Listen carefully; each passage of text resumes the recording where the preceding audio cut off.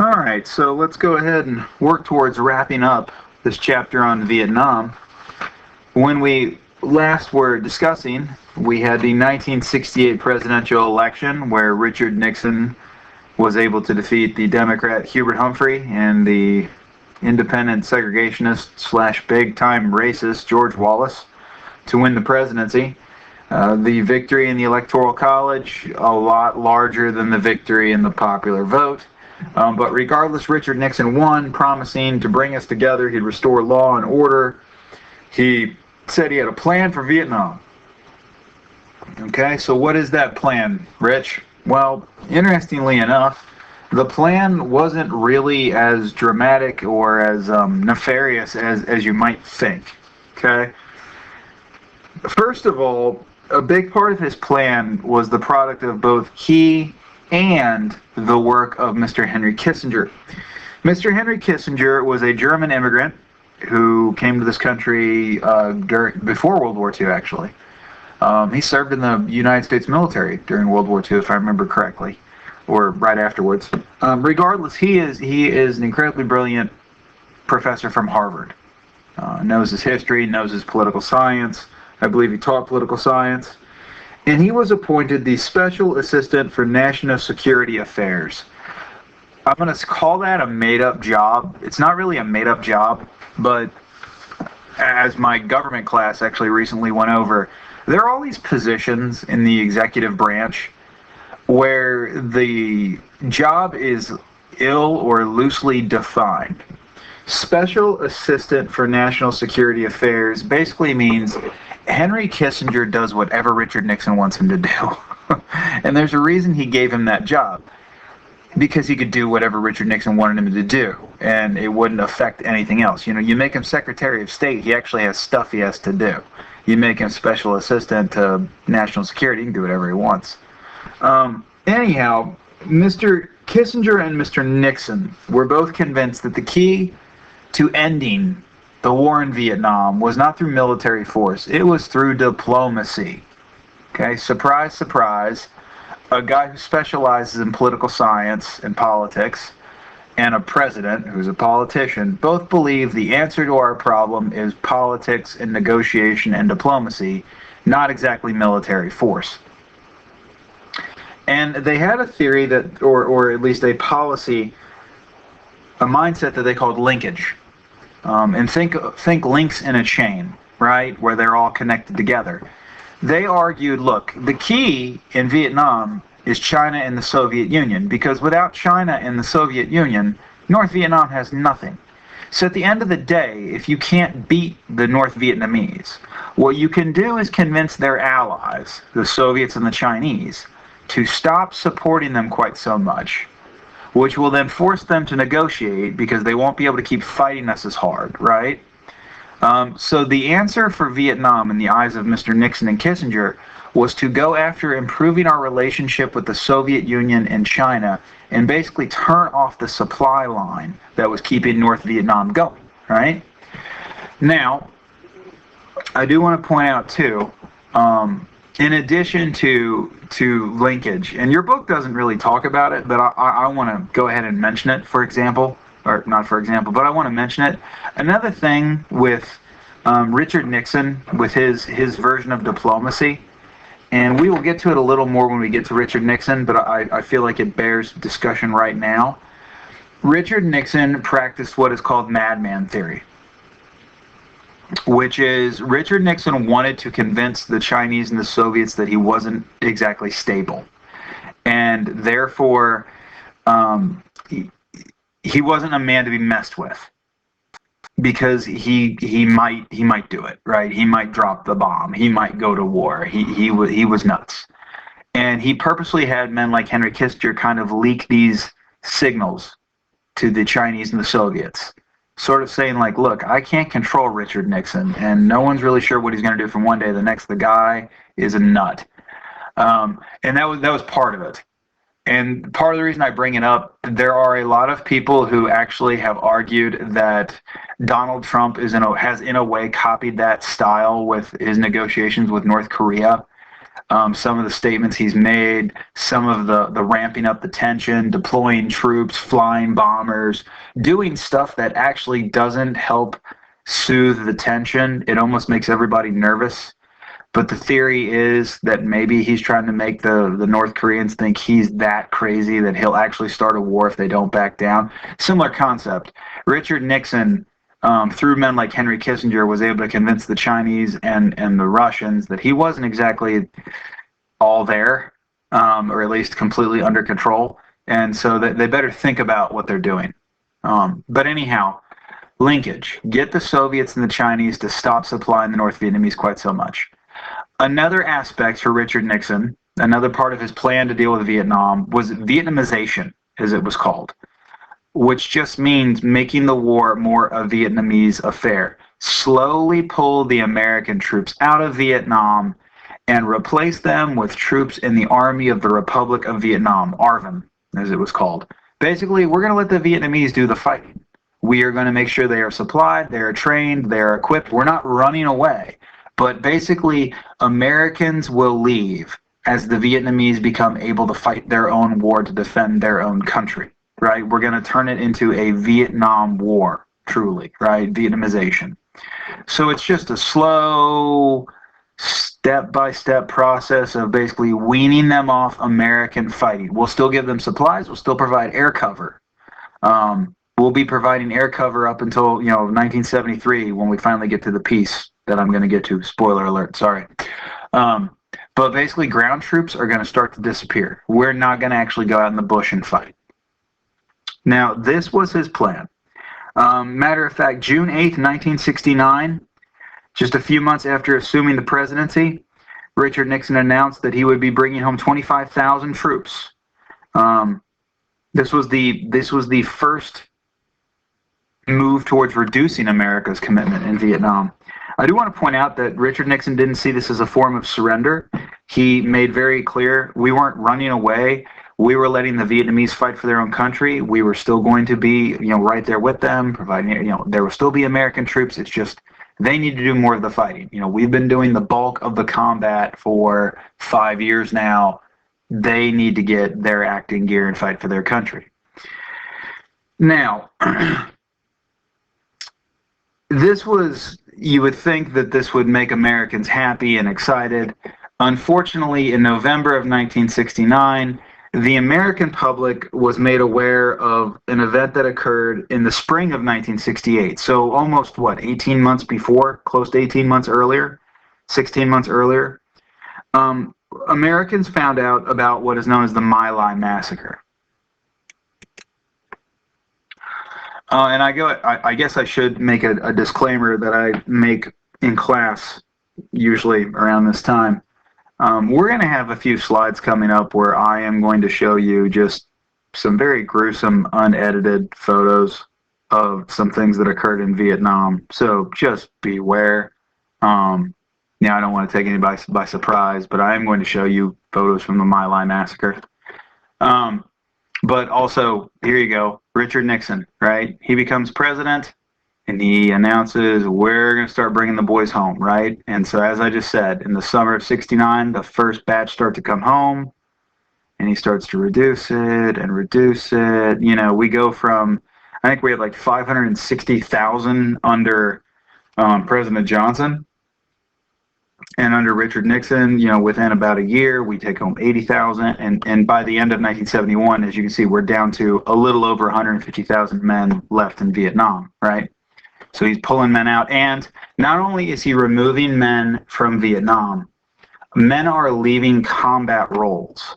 Not only are there fewer Americans in country, if you will, but we are doing less of the actual combat operations. Again, these are the monthly kill numbers or fatality numbers. These are not our kills. These are our killed, KIA, killed in action. As you can see, in early 1969, we're still well up, into the 800,000s, etc. The monthly average in 1969 over 770. But you can see, with the exception of a very weird May 1970, which we're going to get to here in a moment as well. Most months were 400 or less. So you can see America's, casualties per month are going down dramatically compared to where they were. But anyhow, the My Lai massacre. What was the My Lai massacre? Turns out that in the spring of 1968, an American platoon went into a village called My Lai, and they murdered 200 unarmed South Vietnamese civilians. They were led by this man, Lieutenant William Calley. Before it was all said and done, like I said, about 200 civilians were murdered by American troops.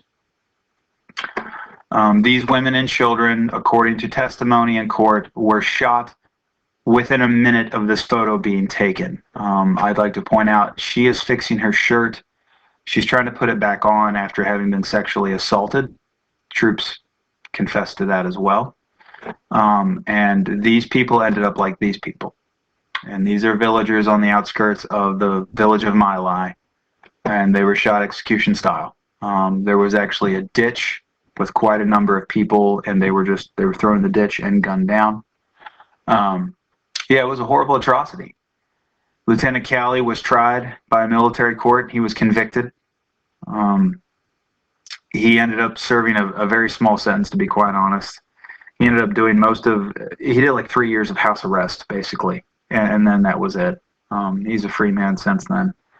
It's a story that, if you're interested in research it, it's very interesting how it all went down. But here's the bigger, well, I shouldn't say bigger issue. This is obviously a huge issue. American soldiers doing this to civilians is a big issue. We found out about this in November of '69. It took place in the spring of '68. That means the government hid it. The government buried it. The government tried to lie about it, right? And so not only are Americans furious when they found out that American troops did what they did, and that they were told to by their commanding officer. That's the other thing, too. It wasn't like this guy went nuts and shot a bunch of people. This guy ordered his men to do it, and some of them did it because he said, if you don't, I will kill you. A whole platoon went hog wild and murdered a village. That was not the only issue. The issue was our government hid it. They lied about it, right? They tried to bury it. And people were, of course, furious. Now, I do need to address something very quickly, okay? The common stereotype is wrong, all right? The stereotype is everybody in Vietnam was crazy, doing drugs, doing heroin, smoking pot. They raped people nonstop. They burned villages. They were sadists. They did all sorts of stuff. Most men in Vietnam did not conduct themselves like war criminals. Most men in Vietnam did not do heroin. Most men in Vietnam served their country as they were supposed to.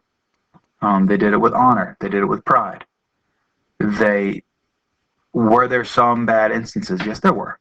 Just like every war, every army in every war, and that doesn't excuse it. But I think Vietnam veterans suffer from a very bad stereotype, one that has not been properly dealt with by a lot of folks. And yeah, we had issues in Vietnam, more than we had in previous wars, but it was not the majority of troops.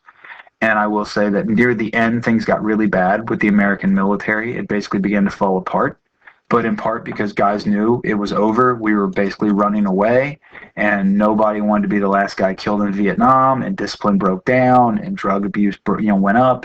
But in general, things like My Lai were rare, okay?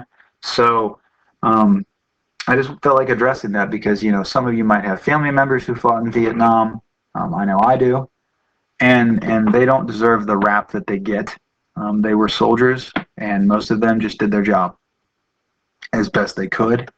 And they did not go out and butcher the population. My Lai was an exception. There are several other similar stories, units that went kind of off the reservation, if you will, pardon the expression, and kind of fought the war their own vigilante way, but they, again, were a minority.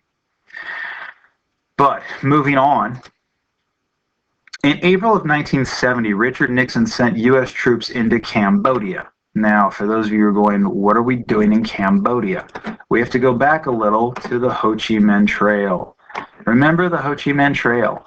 And I had a technical glitch, and I realized that somehow all my photos got erased from the presentation. I had to redo them all this morning. So this map is similar but slightly different from the one in the previous video. if you happen to remember it.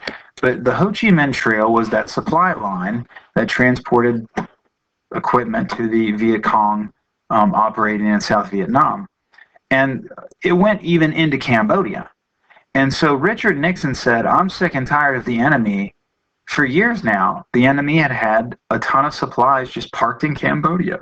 They had bases, literally, within 20 miles of the border. They had hospitals. They had depots. I mean, they had an entire military network right here. We knew where it was.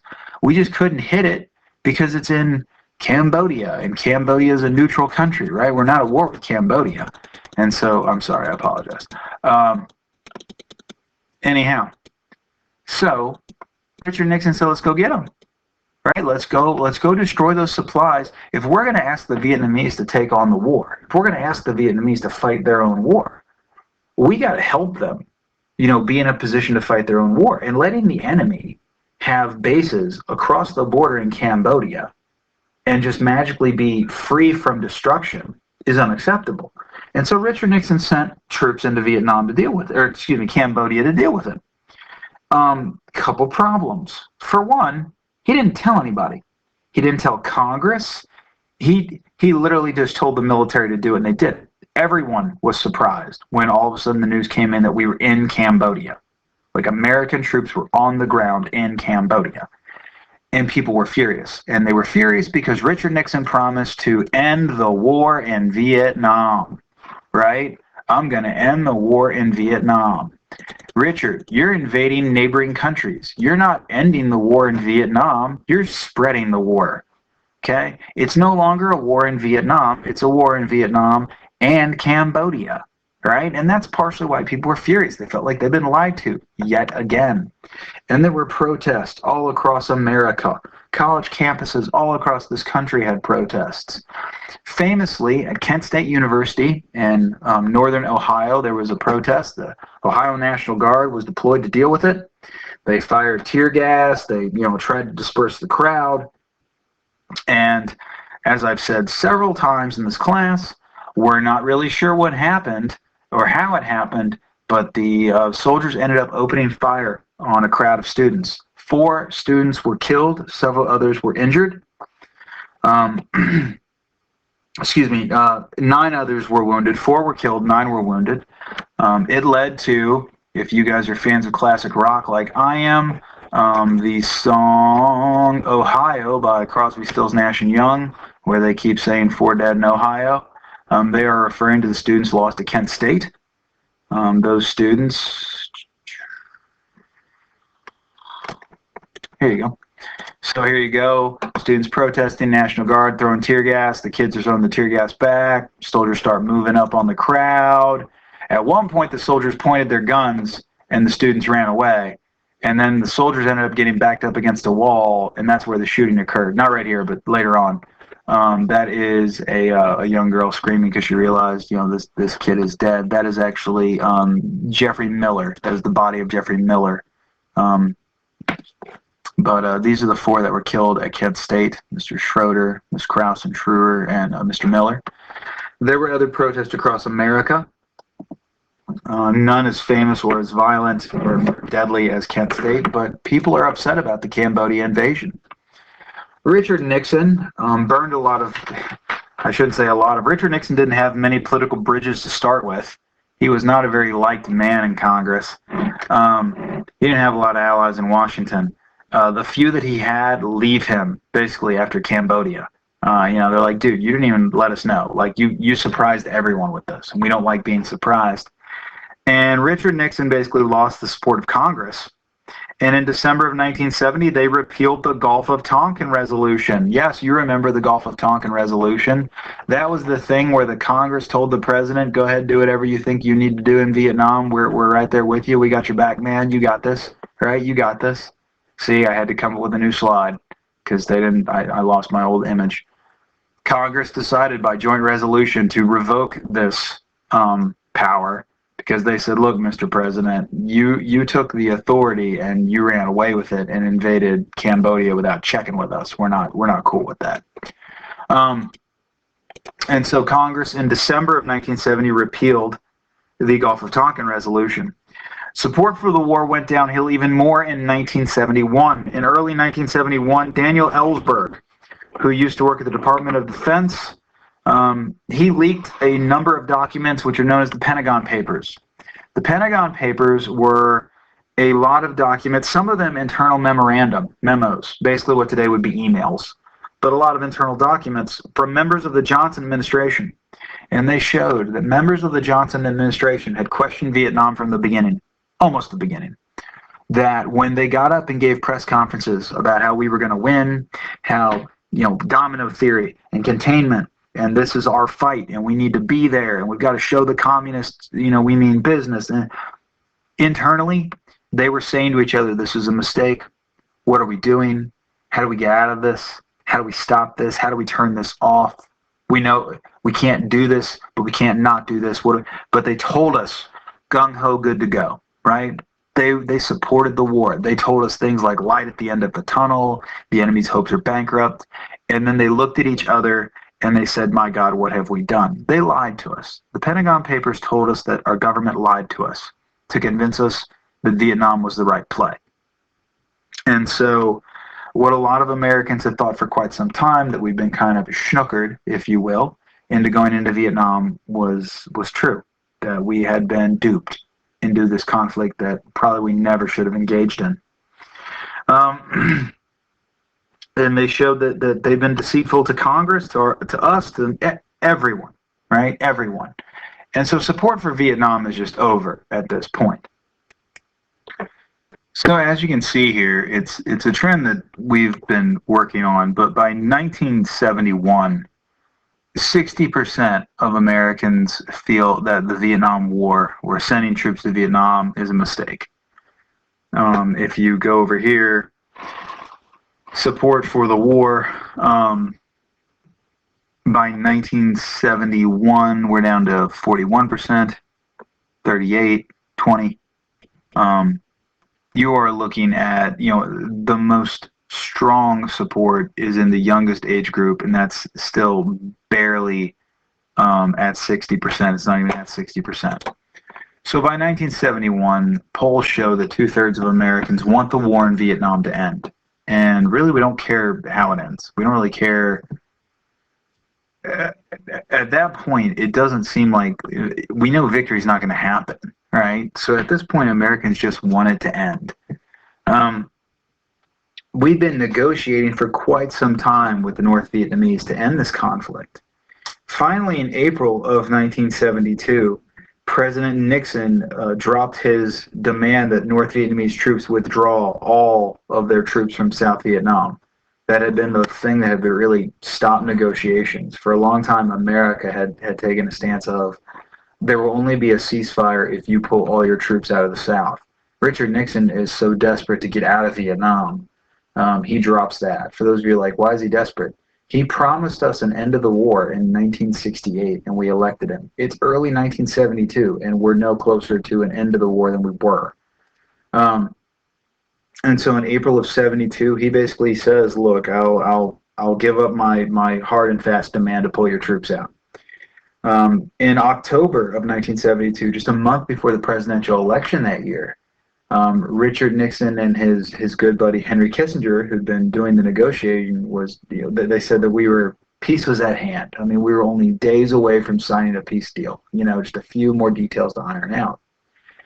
As a result, President Nixon won a astounding home run re-election victory. He crushed his opponent, George McGovern, in one of the biggest wins in all of American presidential election history.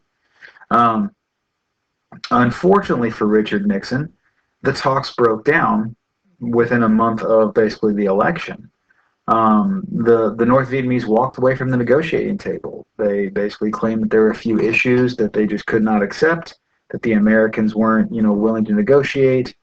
Part of the problem was South Vietnam's president, Nguyen Van Thieu, refused to any plan that would leave North Vietnamese troops in his country. When he said that, and Henry Kissinger tried to negotiate some sort of compromise, that's when the North Vietnamese walked away from the table. Well, Richard Nixon was absolutely furious. Absolutely furious.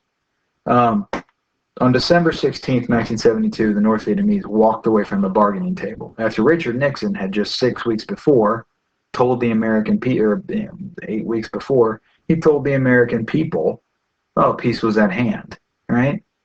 So he supposedly called in his commanders, the Joint Chiefs of Staff, and he's like, I need them back at the table. I need them to negotiate. And he basically told the Air Force, I want you to bomb them into signing a deal, right? I want you to hit them so hard that they're going to want to end this war. And supposedly, the Air Force was like, Mr. President, I need a little more direction. You can't just tell me to bomb. Like, bomb what? Bomb railroads, bomb city. What do you want me to do? Give me a target plan. And supposedly Richard Nixon looked at him and said, I want you to bomb those little yellow bastards back into the Stone Age. I don't know if that's true or if that's embellishment, but it does sound like something Richard Nixon would say. So the Air Force was like, yes, sir. And they began a 11-day bombing campaign known as the Christmas bombings. Actually, they took Christmas off. For 11 days, the United States Air Force flew massive B-52 bombing raids on Vietnam's major cities, primarily Hanoi. They bombed the Vietnamese like they'd never been bombed before. All the rules were off the table. Bomb whatever you want. Bomb neighborhoods, bomb factories, have at it, right? No rules. Some bombers were actually shot down. A number of B-52s were lost because, we just went at them, right? There was no... It was like World War II, just massive formations of bombers just blowing stuff up. But it worked. It worked. In the wake of this campaign, the North Vietnamese went back to the table and we bargained. We were able to convince Thieu to give in and agree to allowing the North Vietnamese troops to remain in his country. And on January 27th, a deal was signed. A deal was signed to supposedly end the war and restore peace in Vietnam. And American troops began the slow process, actually rather quick process, of withdrawing whoever was left from the country. Because to be honest, by this point, there ain't a whole lot of guys left in Vietnam. By 1973, America has probably, by the time the peace deal was signed, we're probably down to 27,000 men in the country. Not a lot, to be quite honest. Not when we used to have over 500,000. And so America begins to pull her men out of Vietnam.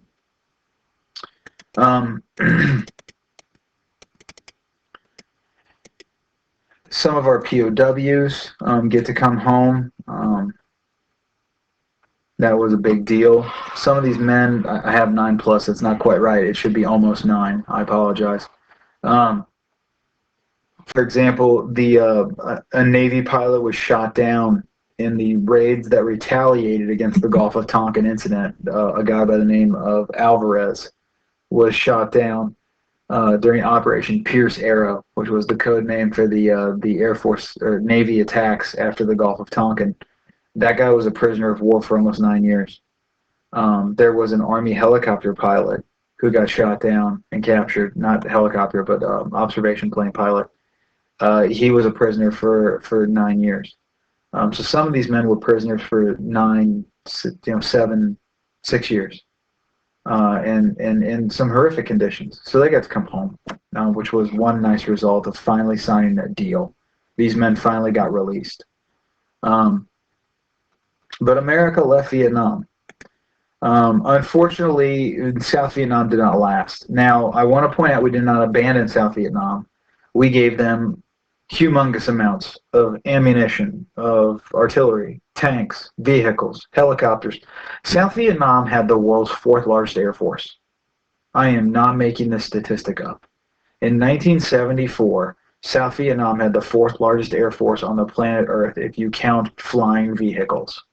It's not the most advanced, maybe, but they had more helicopters and attack aircraft and stuff than almost anybody else in the world. They had thousands of things from the United States that we just gave them, like, here, good luck, right?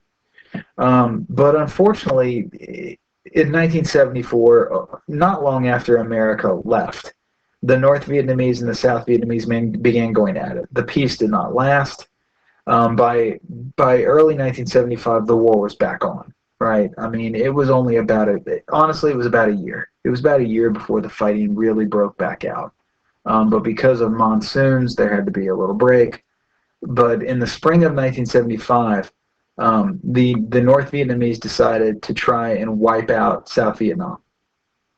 They felt they had a year or two left. South Vietnam was getting pretty adept at taking care of herself. South Vietnam might have been able to survive on her own if she had a little more time to get her things in order. And so North Vietnam basically looked at this as, this is our last chance to wipe out South Vietnam. And so in the spring of 1975, they began launching a full-scale invasion of South Vietnam.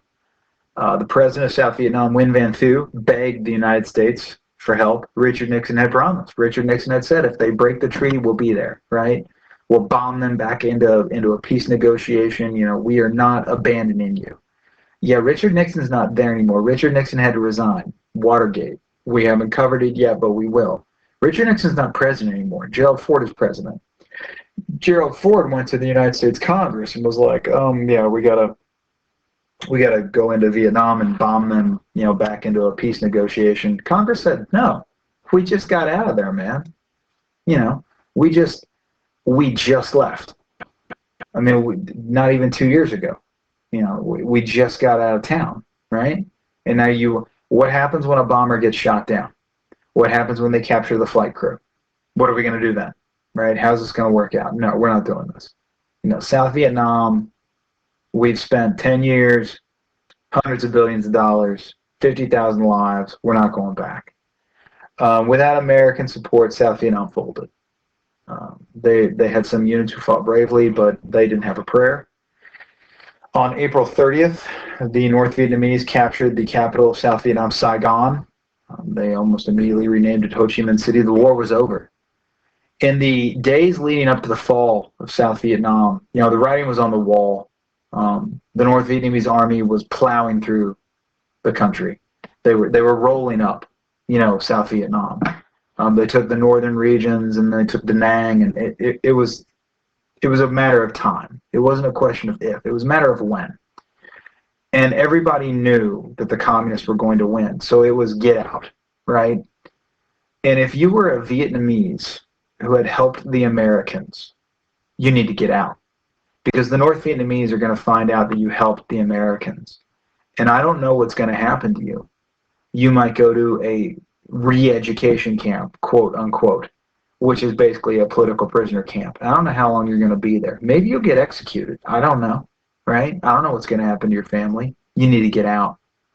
If you're obviously an American, you probably want to get out. If you're anybody, you want to get out, right? You want to get out. There's no telling what's going to happen. And so it turned into a mad dash the last couple of days. It's called Operation Frequent Wind. It was America's plan to evacuate from South Vietnam. This is a helicopter landing at the Defense Attaché Operations Office. You know, going to pick up some people and Marine guarding. These are helicopters that are taking people from little helipads on rooftops in and around the embassy. The last two Americans to actually die in Vietnam died on April 29th, 1975. They were Marines, as you can see, Charles McMahon, or McMahon, excuse me, and Darwin Judge. They were killed when a North Vietnamese rocket blew up, and they were guarding a position near an evacuation point. So these are the last two men to die in Vietnam. They are not the last men on the wall. The last men on the wall were Marines that died in a rescue mission that took place a couple weeks later. It's a story involving Cambodia. We're not there yet. But these are the two last Americans to actually die in Vietnam. Okay. Operation Frequent Wind was chaos. Basically, anything that could fly flew out of South Vietnam. This is a helicopter designed to carry, 8 combat troops. There are like 20 refugees, There were American carriers. The American 7th Fleet was in the Gulf of Tonkin, in the South China Sea, just waiting for people to evacuate. I do want to point out, there's not room for all these helicopters and refugees. So basically, a helicopter would land, they'd chuck it off. Helicopter would land, they'd chuck it off. It's not one of ours. It's a Republic of South Vietnam helicopter. That is the symbol for their Air Force. We had to make room for the refugees, so we just chucked it off. It's a perfectly good helicopter. And I feel like this is a befitting image of Vietnam, honestly. This is one of my favorite photos of Vietnam, because I think it sums up Vietnam, in my opinion, in a lot of ways. All the technology, all the firepower, all the advantages of America, we didn't know how to use it. We didn't know what we were doing, right? And this helicopter represents that war, right? And so I think that this is kind of a microcosm of the war, to be honest, not to get too deep. But it's a perfectly good helicopter. There's nothing wrong with it, guys. The only problem is there's not room for the next one, right? And that's Vietnam, throwing away a perfectly good helicopter because we don't have room for the other one, right? We evacuated thousands of people, though. You got to be on the guest list, though. Okay, if you're not on the guest list, you ain't getting on the helicopter. It was chaos. People trying to climb in the embassy, trying to get to the helicopters. Because people know, if you don't get out, you're trapped. You're trapped in communist Vietnam. You're on the losing side. You better get out, right? But on April 30th, North Vietnamese tanks smashed through the presidential palace gate. North Vietnamese troops ran in and basically told the current president of South Vietnam, President Minh, because Thieu had fled, it's over. He's like, yeah, we've been waiting. The war's over. South Vietnam had been conquered. North Vietnam had won the war and had unified the country under communism. Now, the legacy of Vietnam. First of all, there's the actual physical legacy. According to the United States Department of Defense, 58,220. There are 58,318 names on the wall. I don't want to get into explaining that discrepancy. How about we just meet in the middle, sort of, and let's say 58,000 and a few died in Vietnam. Another 300,000 plus were wounded in Vietnam on the American side. And as you can see, the number of Americans killed every year in Vietnam. This was a pilot on a training mission. That's why only one American. I know that just seems weird. One American in 1974. Yeah, sorry. For the Vietnamese, for those people, their civil war, because again, for them it's a civil war. It resulted in over 1 million military dead. If you add up the number of North and South Vietnamese killed in combat, over 1 million died in the Vietnam War. Several million civilians probably died. So you're looking at 3 million Vietnamese, then some. I mean, that's a low ball estimate, to be honest. But over a 20-year period, 3 million of their people died in this conflict. Looking at the Americans, obviously Vietnam veterans come home to a nation that dislikes them, dislikes Vietnam. They don't come home to parades. They don't come home to a celebration.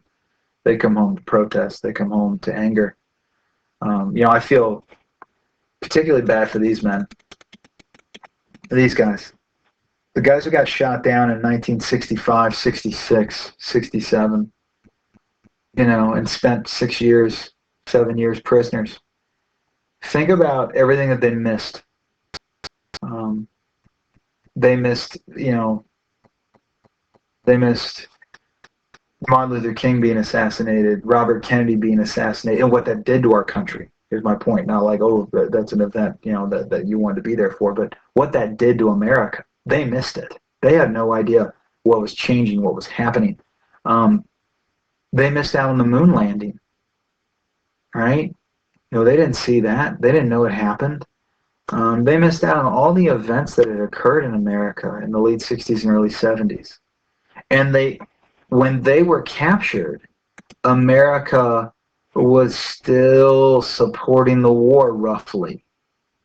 Right? They got captured when America believed in them and believed in what we were doing. And they come home when America hates everything about Vietnam, right? And so, they're guys that I really feel bad for because, every Vietnam veteran had to deal with it, but those guys kind of walked into an ambush, so to speak. But Vietnam vets came home to an angry nation. They came home to a lot of negative stereotypes. You got the My Lai massacre. You got all the other stuff. They're not winners. That's the other problem. Vietnam Americans look at it as a loss. Korea was a tie, and Vietnam was a loss. And Americans aren't very forgiving of that. And most Americans want to forget Vietnam. We want to pretend it never happened. It was a horrible, dream, terrible mistake. Nobody wants to admit that they were there. There was a lingering issue with Americans were convinced we didn't get all of our prisoners of war or our missing in action back, that the Viet Cong or the Vietnamese or the Russians or somebody held on to a few of our men, that not everybody was on those planes coming home, that they lied. This actually this was the basis of the second Rambo movie, which I know might not mean anything to you guys, but when I was 6 years old, the second Rambo movie was a blockbuster hit. It's all about the guy goes back to Vietnam and discovers prisoners that never got released. There are dozens of movies about guys that the Vietnamese held on to and never gave back. I mean, this was a burning issue in America in the late 70s and up through the 80s. We were convinced they hadn't given us everybody back, but our government was so eager to get out. They didn't fight for them, right? They didn't push for them. They didn't look for them. They didn't demand information. We just said, yeah, we're good. So Vietnam was just a gaping wound for a lot of the American public. But over time, the wounds did heal. In 1982, the Vietnam Wall Memorial was built. For perspective, the Lincoln Memorial is over here, right? Lincoln Memorial is over here. Washington Monument is, over in this direction. Reflecting Pool is over here. I mean, it's in the heart of D.C. In 1982, we built a wall where we list the name of every serviceman and woman killed in Vietnam. So 58,000 names are listed there. I put this picture for perspective, so you can see just the sheer size. I mean, that is a grown adult male standing there, and you can see that's just half of it. I find the Vietnam Wall to be, I know I said in a previous presentation, my favorite is the Korean Memorial. I think the Korean Memorial is the best done, in my opinion. I find the Vietnam Wall Memorial to be the one that I really get emotional anytime I see it. I go see it. I've only been in D.C. a handful of times. My most recent time was with my father. I was his escort for his honor flight. My dad's a veteran, actually. And seeing that, up in person, and you see the sheer size of that memorial and 58,000 names listed, and you see the true cost of war. I'm not a veteran. I didn't lose anybody. It didn't take anything from me. But I get emotional looking at it, because you think of every name on there was someone's son, and some family's, heartache. In this cove of trees right here, another memorial was built in 1984 called the Three Soldiers or Three Servicemen, depending on who you ask. It is, again, three men in Vietnam-era dress, equipment, etc. They're actually supposed to represent a Caucasian, an African-American, and Hispanic-American soldier. But they kind of look towards the wall, so they're over here kind of looking at it. So, in the early 80s, we began to kind of come to terms with Vietnam. Build our memorials, honor our veterans, honor what they did, their sacrifice. A bunch of movies.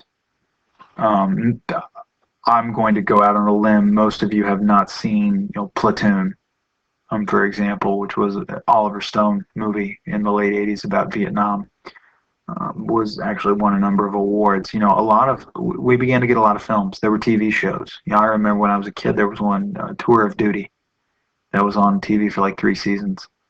It was like a primetime show. So, and I only mention these because I think that is a sign of America coming to grips with it. When something is a major motion picture, when something is network television, it kind of means America is ready to talk about it, right? We're ready to deal with it. We're ready to have it in our living rooms, so to speak.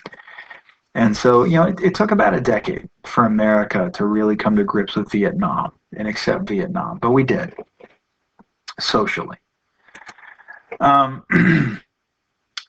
a lessons learned, if you will, politically speaking, Congress realized the Gulf of Tonkin was a horrible idea, and the Gulf of Tonkin Resolution, excuse me.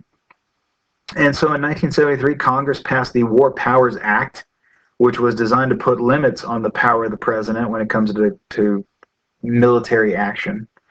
The act requires the president to inform Congress of any commitment of American troops abroad within 48 hours, and they must be withdrawn within 60 to 90 days unless Congress approves the commitment. Basically, no more Cambodias, right? No more, oh, surprise, I sent troops here without telling anybody. This has never been challenged. No president has, since Vietnam, taken military action like that without first running it by Congress. Now, I know that now is usually the time when a hand would come up in class. What about things like the Osama bin Laden raid? Like that was a secret. Yeah, but that wasn't like actually sending troops for a long-term invasion, so to speak. That was like a quick special operations Navy SEAL in and out kind of thing. Also, I would point out, he informed Congress like well within 48 hours of having done it. And he was able to say, by the way, they're no longer there, right? They're home.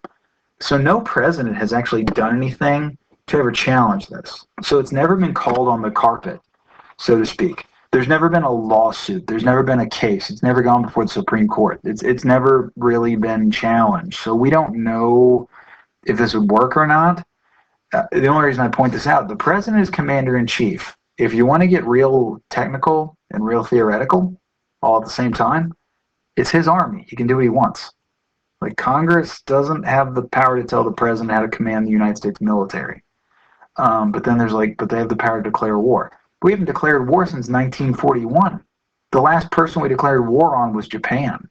We didn't declare war when we went to Korea. We didn't declare war in Vietnam. We didn't declare war in Afghanistan or Iraq. All right, so anyhow, that aside. The last thing I want to mention quickly, the overall effect of Vietnam on America. And I feel like in some ways you guys are getting to sort of see it. America lost her swagger and confidence in Vietnam. We went into the jungles of Southeast Asia and we came home, I won't say with our tail between our legs, but we came back with a busted lip and a black eye, and not a whole heck of a lot to show for it. And then you got to think about the Pentagon Papers. They lied to us. Our government lied to us. The reason why Americans don't trust their government is Vietnam and Watergate. You want to talk about a 1-2 punch killing American confidence. You find out in 1971 that the entire government basically lied to us about the Vietnam War. And then a couple years later, you find out that the president is a criminal. And he lied about it. He tried to use the CIA to cover it up. Right? We haven't trusted our government since Vietnam. We really haven't. We've always been skeptical and sketchy. We think they're up to something. Vietnam is the reason for that. If you look at surveys, do you trust your government? Do you trust your leaders? Do you trust the military? The numbers were so high before Vietnam, and since Vietnam, they've never, ever approached those numbers ever again. And it explains why so many Americans are reluctant to use force, military force, committing American troops. And it's not that we can't handle it. I don't want to say that. But we learned a valuable lesson in Vietnam. You must know your enemy. You must have a clear-cut objective, a plan, right? You can't just go in there and assume because we're America and we made, baseball and John Wayne that we're going to win, right? That's not enough.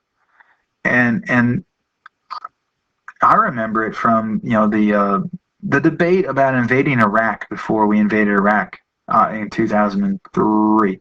I was in college. It was nothing like Vietnam. There was a massive protest. But I remember, we discussed it. We debated it. 9/11 occurred my junior year of college. We invaded Afghanistan. And then all of a sudden in 02, 03, there's talk about invading Iraq and weapons of mass destruction, this and that and the other. And, there are some people who are gung-ho and, yeah, let's go get him. And then there were others who were like, yeah, you ever heard of a thing called Vietnam? Like, what's the game plan here, man? How's this gonna go? And I think Vietnam was the start of that. That whole idea of a number of Americans, a good percentage of Americans, being skeptical, right? We're not as gung-ho good to go. And I don't think it's something we're going to shake off anytime soon. But so for what it's worth, there's the Vietnam War, and maybe there are, maybe this might be one of the first events we've covered in this class where it is impacting the world that you live in, and you can really feel the results of it. The lack of trust in government, and the reluctance of many Americans to use military force abroad. Those are two results of the Vietnam War that are with us today.